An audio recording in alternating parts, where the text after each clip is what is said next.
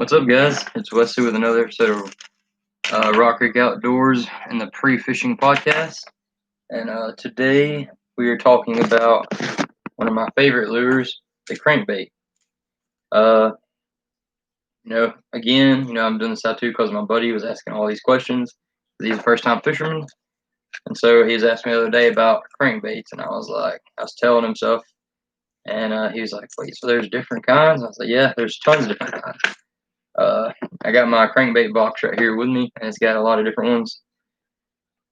First off, I'll talk about the Squarebill crankbait. This is a Squarebill.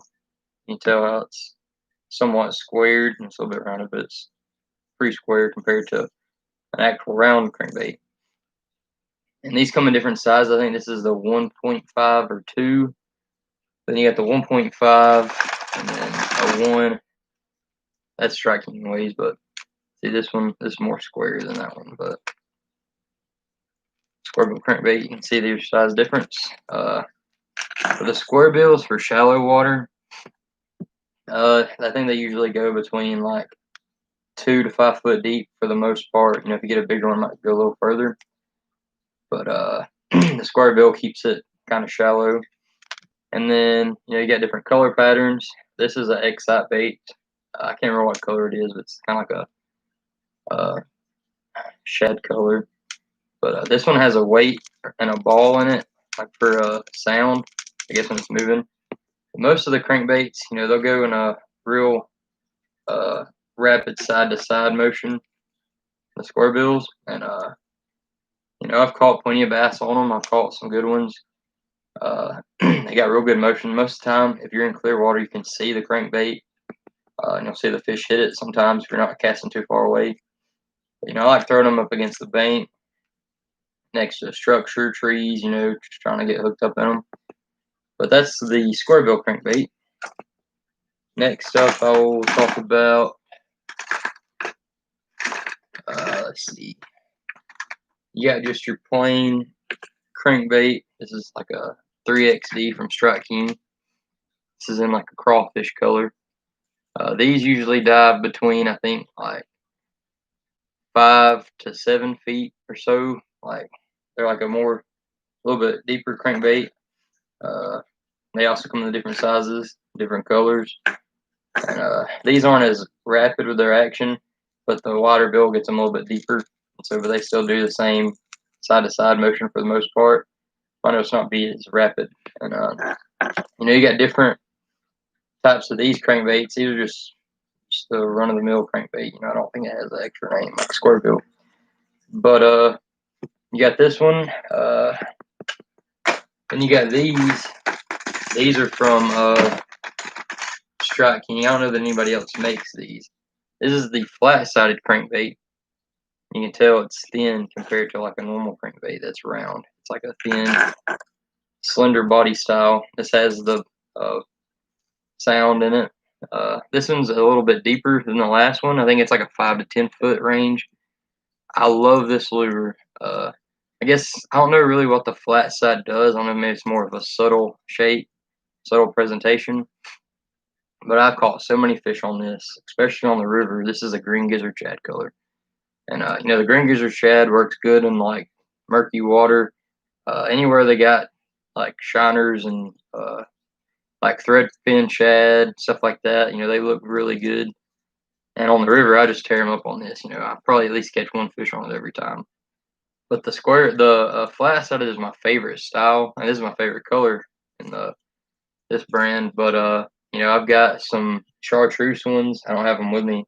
Chartreuse, the blue. They got all different colors, but they work really good too. This is for a little deeper presentation. I like it for all times of the year, but I would say it's probably better during when the bass aren't as active, like in the heat of the day and like in the wintertime, because that subtle presentation, it's not something that like they're not willing, like they're willing to chase it, I guess, just because of how it looks. But that's the flat-sided crankbait.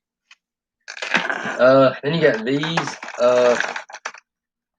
Can't remember what. Oh, it's this is a scatter trap or a scatter wrap by Rapala, and it's like a Squarebill crankbait, As you can see, it's got like a lip in it, and that gives it like a real wild action. Like, I mean, you can feel the rod shaking when you're reeling this one in, just because of how it's got that lip on it, how it goes side to side. I caught a few fish on this, especially finicky fish, like in like springtime and fall. And this is a good color, the blue, black and blue, and then I got a black and green, which is more like a bluegill presentation. But I caught a few fish on these. I mean, they're good crankbaits. I mean, they're not my favorite because sometimes the action is too much and like it pulls up out of the water. But I mean, it's a decent one. It's definitely unique compared to like a regular flat Squarebill. You can see, and they're the same size and everything, and the bill's the same size, just a different bill shape. But there's that, the Scatter Wrap. It's a Scatter Wrap 05 by Rapala. Then we got these are a more shallow crankbait. Like it's a normal bill, it's not really a square bill. This one's like a 1 to 3 foot, and this is a Walmart brand of crankbait, Ozark Trail, I believe. They're $1 a piece, and I've got 3 of these. I got all the different colors they have, but my favorite one, this is like a bluegill perch pattern. This one's my favorite. I use it in clear water. It's that chartreuse with the blue and the white, and it's got some real good shimmer in it. I don't know if you can see it in my video because I don't have a lot of light in here, but it's got real good shimmer in the eyes and in the body. But it's for shallower fishing. I use it a lot when the fish are up shallow, especially on Smith Lake. They seem to like this for some reason in the fall and the springtime, sometimes in the summer, because for some reason Smith Lake, sometimes they move up shallow in the heat of the day, like under the shade trees and stuff. But there's that, the Ozark Trail crankbait. Let's see here. I have to get my other rod. We're gonna get into now the bigger crankbaits. This is a Guggen Squad crankbait. I can't remember if it's the Recon or what.